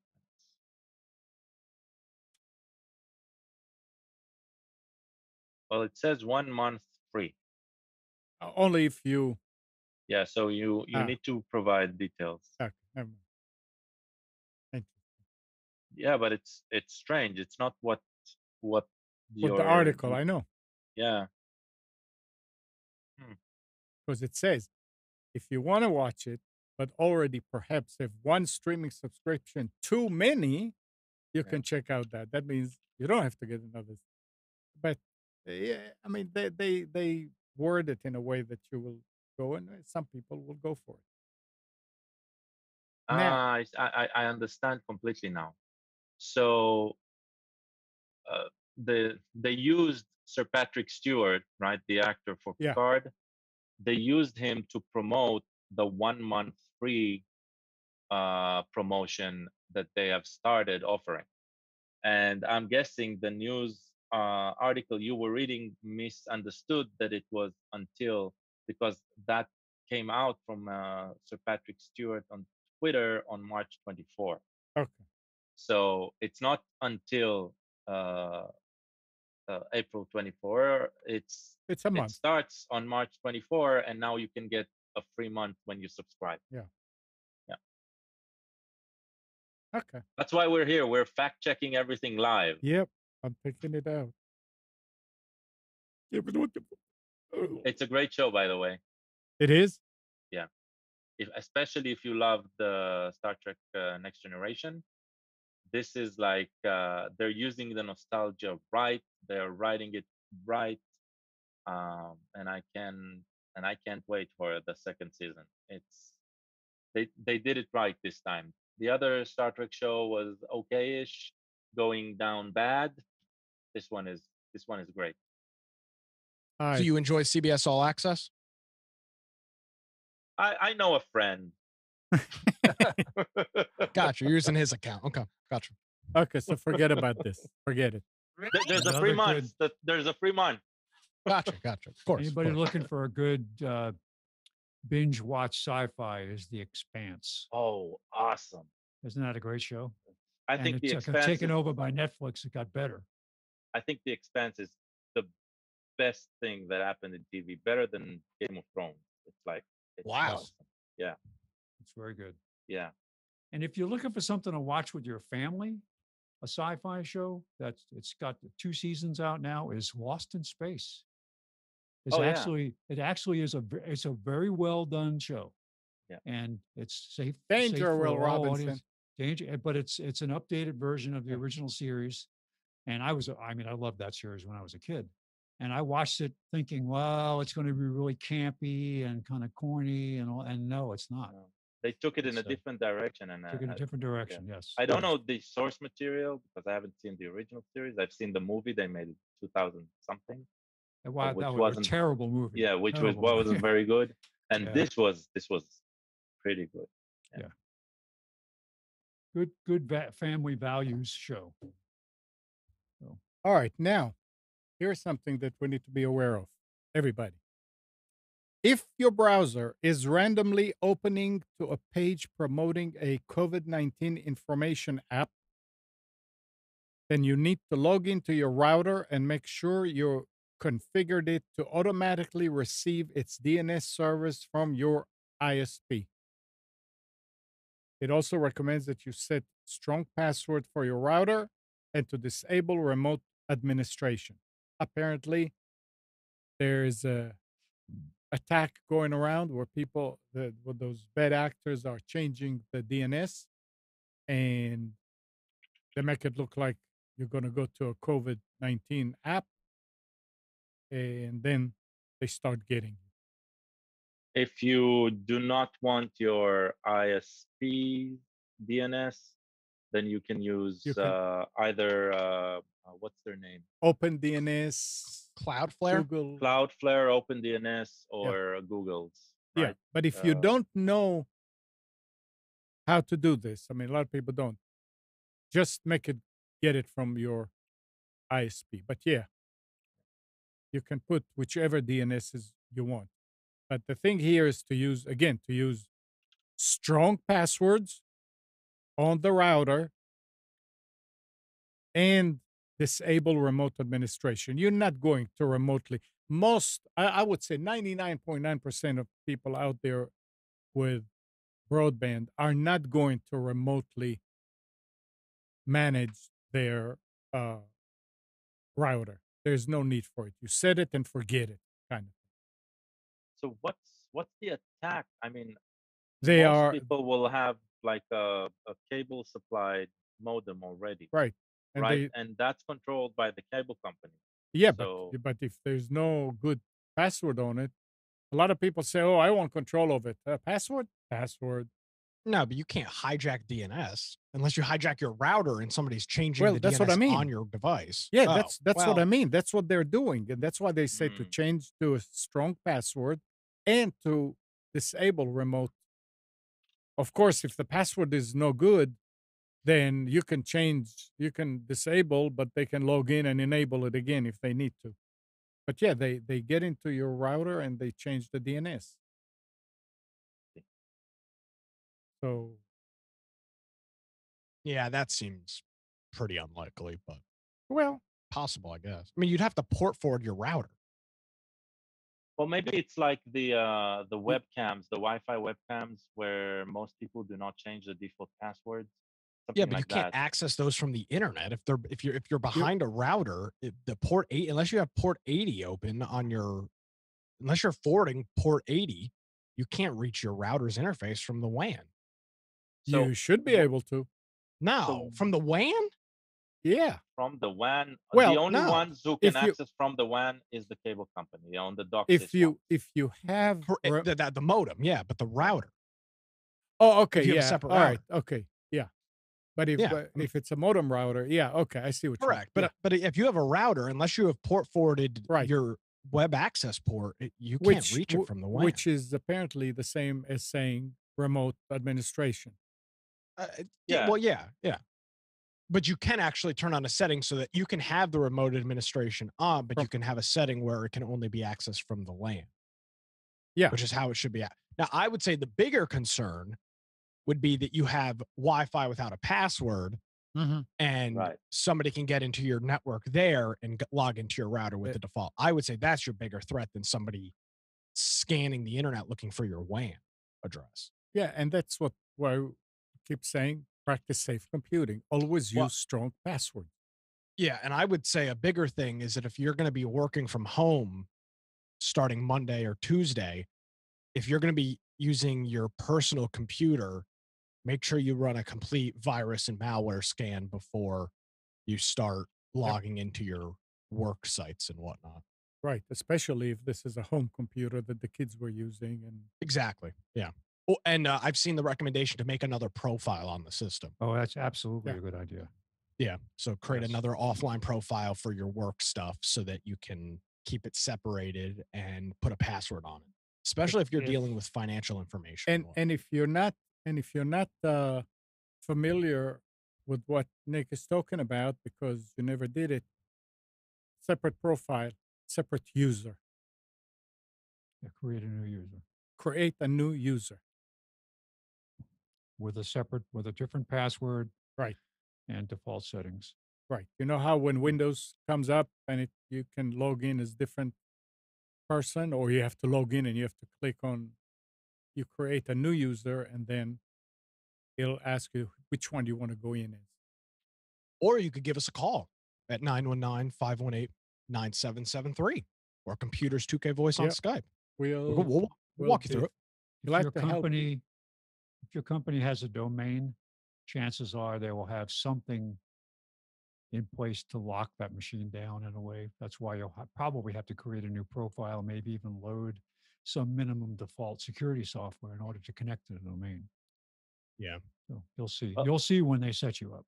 I'll tell you what I do, because I do have a laptop from work, right? And but I have a setup that I prefer using my personal computer, and obviously I can't. So I zoom into my laptop and remote control it from my desktop. Gal, you know what I've done? Based on your recommendation, I installed Rambox, which I wasn't running on this system, and put all of my work applications inside of Rambox. So my email, my Slack, and email, Slack. Oh, and then I created a new profile inside of Chrome. So I'm using my Chrome the Chrome profile that I use on my work computer.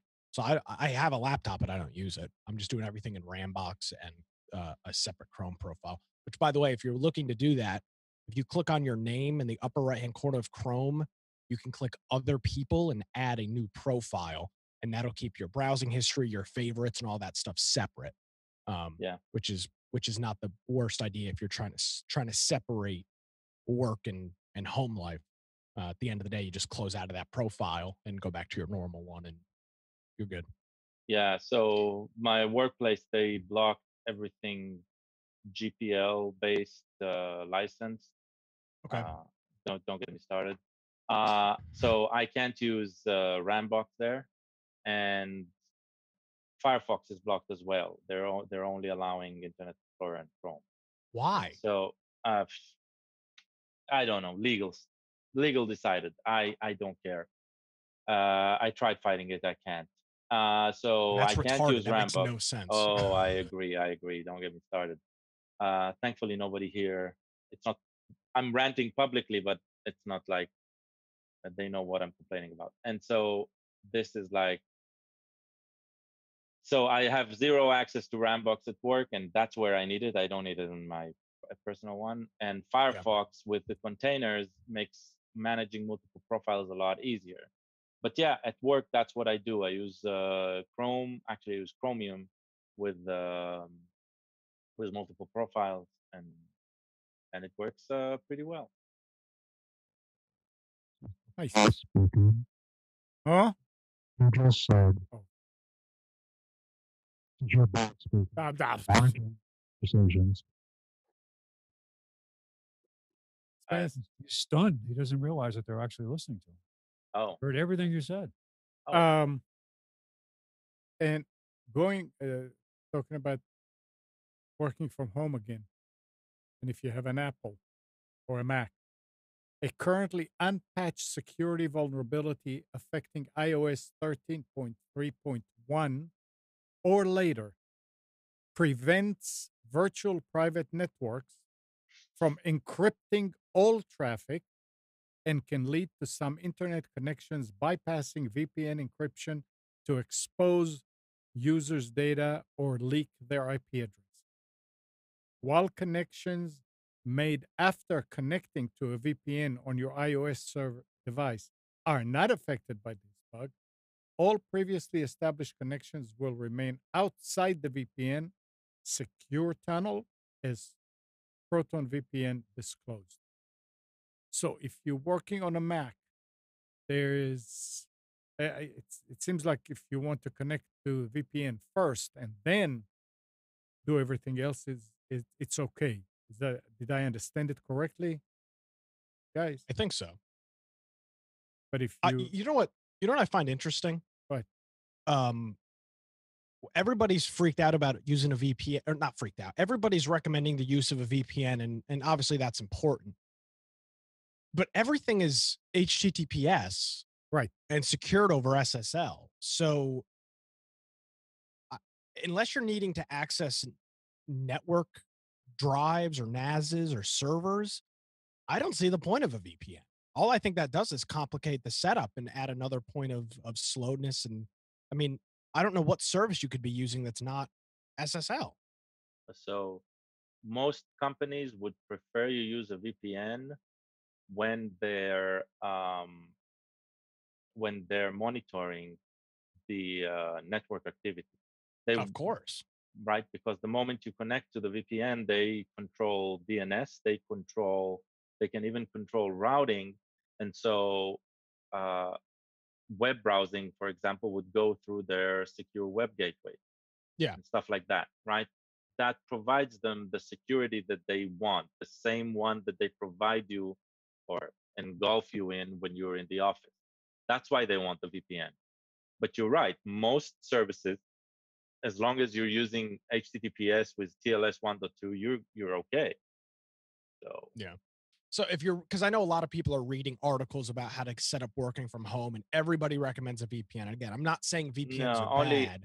Only the companies provided VPN. I wouldn't care about any other VPN.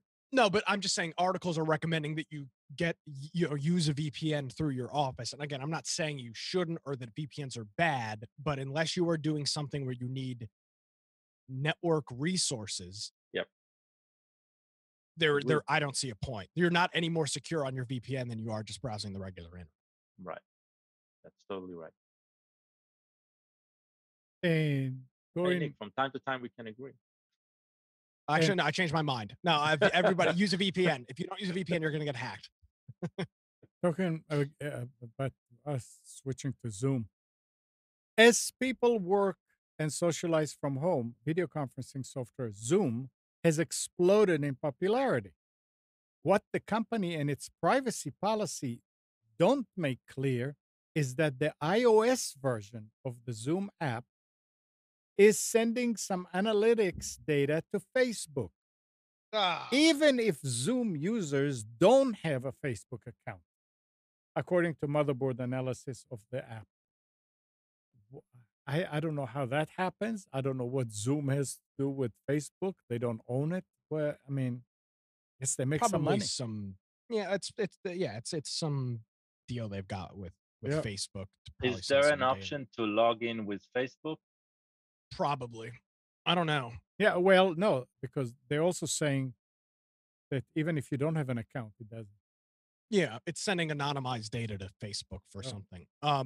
But did you see, this was pretty funny, on Wednesday or Thursday, there was a stock with the ticker on the New York Stock Exchange, Zoom, ZOOM, which is not the Zoom conferencing system. Their ticker is ZM.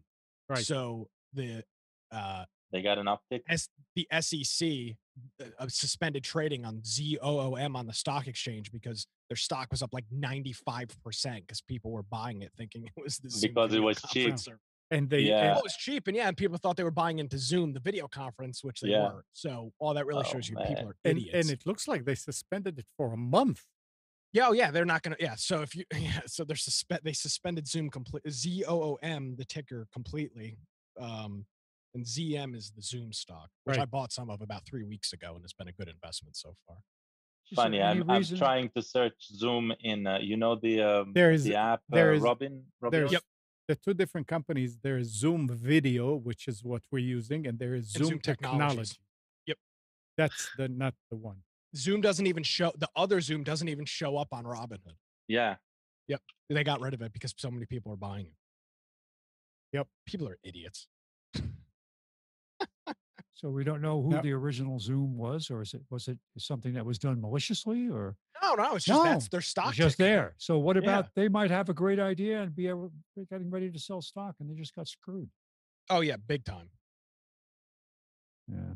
Zoom Technologies, Boston-based manufacturer of networking equipment, founded in 1977. Wow. Old company, yeah. Lawsuit. Well, Probably. they'll get compensated. Yeah. Free minutes on Zoom conferencing. They used to be interesting. They used to be Zoom Telephonics. Who? Technologies or video? That Zoom technology one. Oh. So it's like they were touching this. They were in the same area, but with something completely different. Yeah. Year to date, they're up 28%. Their stock is up year to date before the trade commission suspended. I mean, they can change their letters. No, they're not going to change their ticker. That's a good ticker. Yeah, there's a headline here. Some Wall Street investors are getting rich of Zoom, just the wrong one. Oh man. All right, and here is something else that's pretty nice. Why is Gal hiding kind of under? I'm hiding under. Sorry. Lean forward. A growing group of cybersecurity professionals is volunteering their expertise to help hospitals fight off hackers while doctors and nurses fight the virus. Calling themselves the CTI League, Countering Threat Intelligence, and a nod to the superhero team, the Justice League, the group has swelled from a handful of professionals to 450 members worldwide in less than 2 weeks. If some hospital gets attacked by some ransomware and wouldn't be able to pay, people will die because they wouldn't be able to get the medical service needed, said the group founder, Ohad Zeidenberg. So apparently they started in Israel. There's always an Israeli. Very interesting. Very interesting. It sounds like the requests made by the Baltimore mayor to gangbangers to stop shooting each other because they need the hospital beds.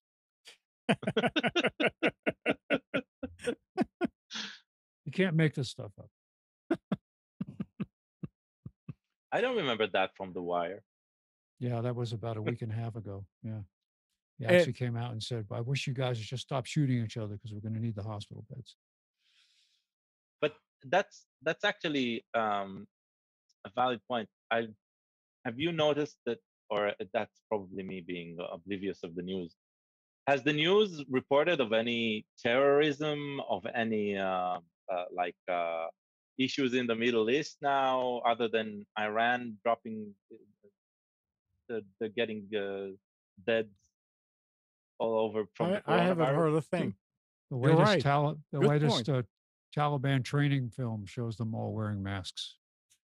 So it's like, I'm thinking this virus, right, is probably the biggest boom for atheism because it disbanded all of organized religion. They are no longer allowed to congregate, right? And now it also crippled terrorism. It's interesting, no? Ladies and gentlemen, this has been the best virus that I have ever seen. Okay, a lot of people, not a lot of people know this, but it's a great virus. Okay.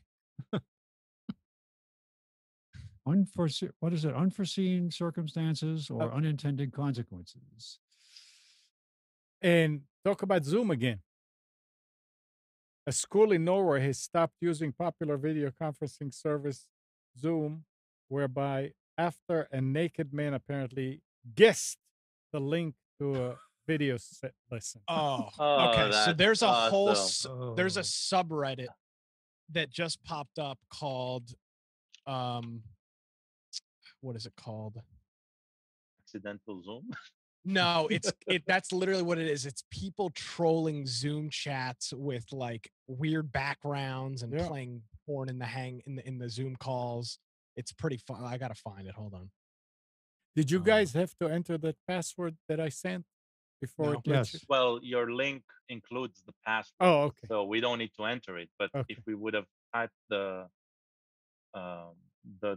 meeting ID, then we'll need to type the password. It's called Funny Online Classes. I'll post a link to it, and it's all of it's just people using either explicit backgrounds and trying to get caught, or people yelling at people coming. Yeah, but this is little kids school. You know, I understand it's little kids. Yeah. So is they this. No, not little kids, man. These are adults. No. The school. Well, that one specifically. Yeah. And Spectrum technicians connecting cable and internet for customers during the coronavirus outbreak will receive a $25 gift card for a local restaurant as a token of our appreciation from management. Wow. After staff called for hazard pay and protective equipment.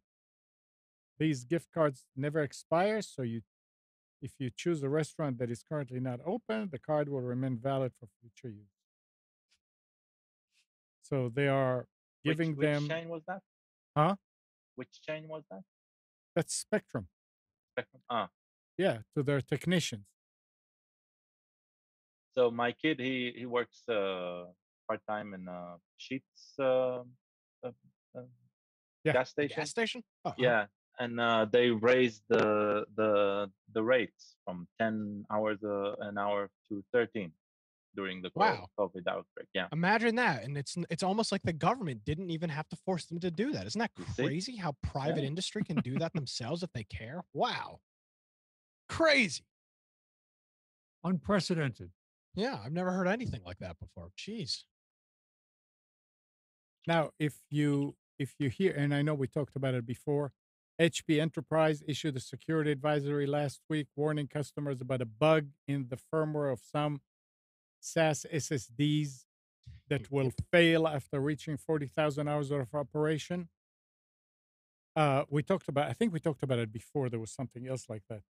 Yeah, a couple months This ago. is for SAS, not for SATA drives. It's for SAS drive. That's serially attached SCSI. It's for high-end servers. You don't have it on your home computer. So don't panic. I'm already panicking. HP says that based on when affected SSDs have been manufactured and sold, the earliest failure are expected to occur starting with October this year. Well, the main problem starts when you buy something high end from HP. So that's the first mistake. Come on, man. This requires.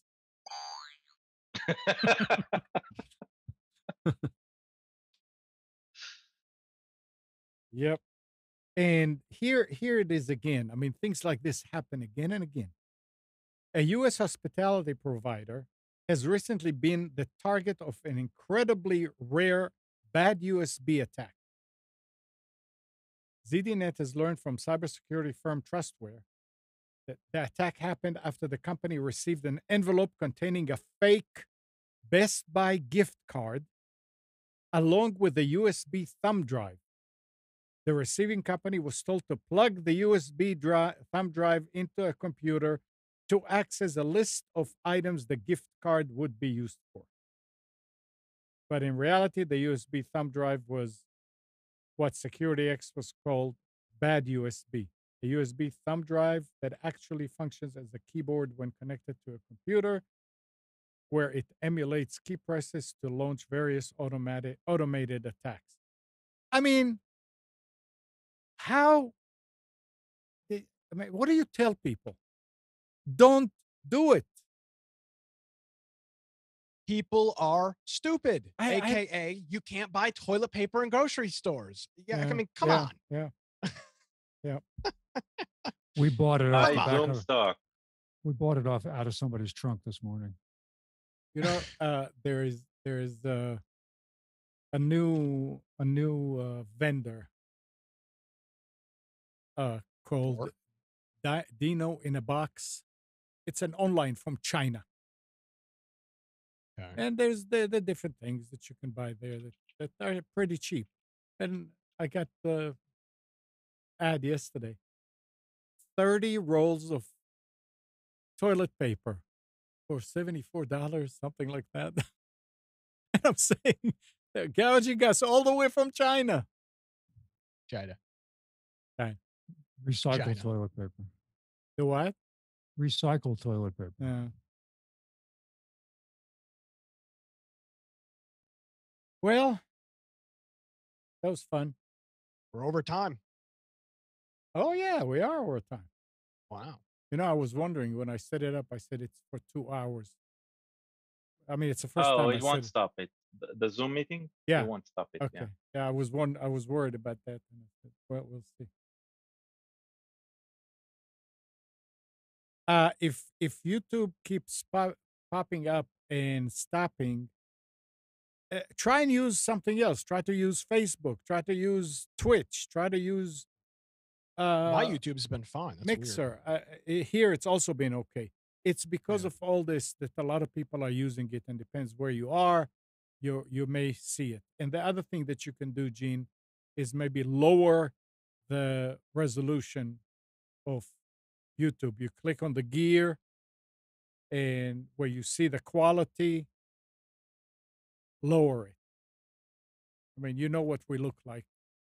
You're trying to hear what's going on. Okay, guys. Well, that was fun. Yeah. Good work on the Zoom, man. Not worked flawlessly. Thank you. I do have a tip though after the show. So Okay. Gal and Spence stay here.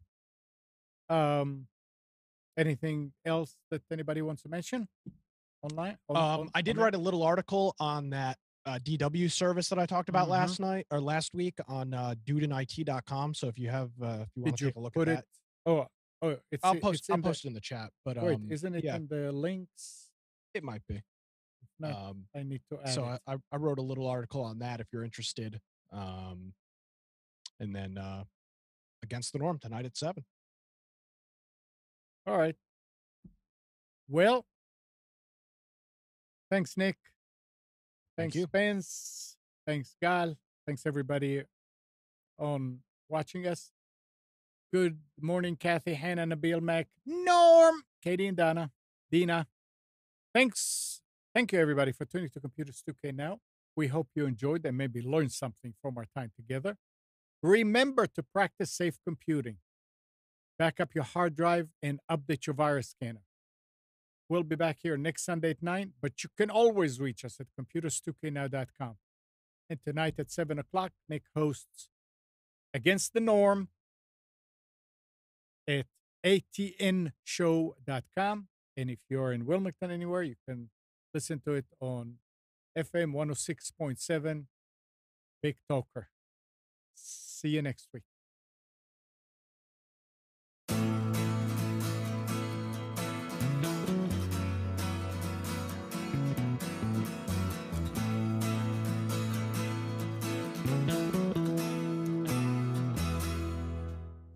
You are tuned to the Nissan Communications Network.